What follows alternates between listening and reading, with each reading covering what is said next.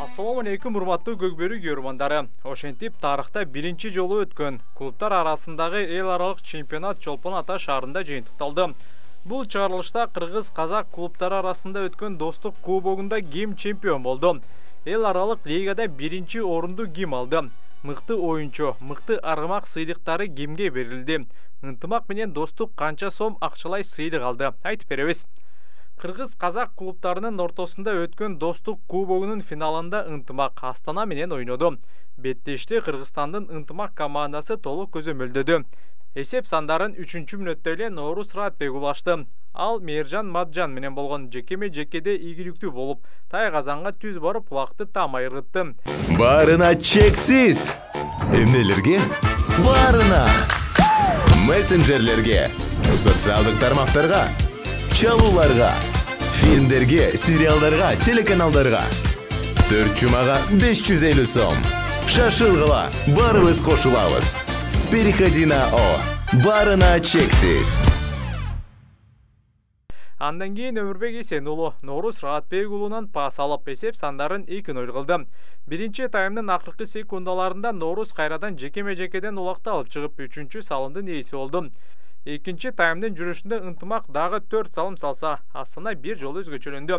Ынтымактын катарынан экинчи таймда Нуржан Мелисбек уулу 2 улакты ыргытса, Майрамбек Рыспек уулу менен Өмүрбек Эсен уулу бир жолудан өзгөчөлөнүштү.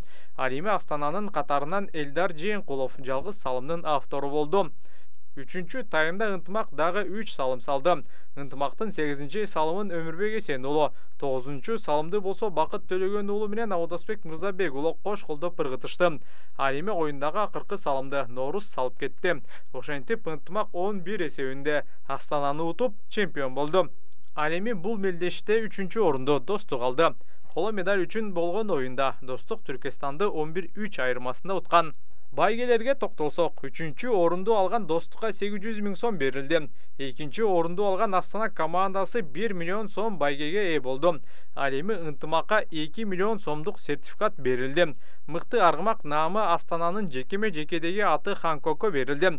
Бул адилетсиз, себеби финалда Ханкок бир дагы жолу Аватарды дагы, Байторуну дагы ута алган жок. Мыкты оюнчу наамын күтүлгөндөй эле Ынтымактын чабуулчусу Өмүрбек Эсен уулу жеңип кетти. Акчалай сыйлыктар менен жеке сыйлыктар туура берилдиби? Ой пикир калтырыңыздар. Ал эми 12 клуб катышкан эл аралык мелдештин финалында жаштык 7-1 айырмасында Красноярск командасын утуп чемпион болду. Жаштык чемпиондук кубок менен бирге 2 миллион сом акчалай сыйлыкка ээ болду. Красноярск 1 миллион, 3-чү орун алган Өзбекстан 500 000, 4-чү орун алган Алтай 250 000 сом алды.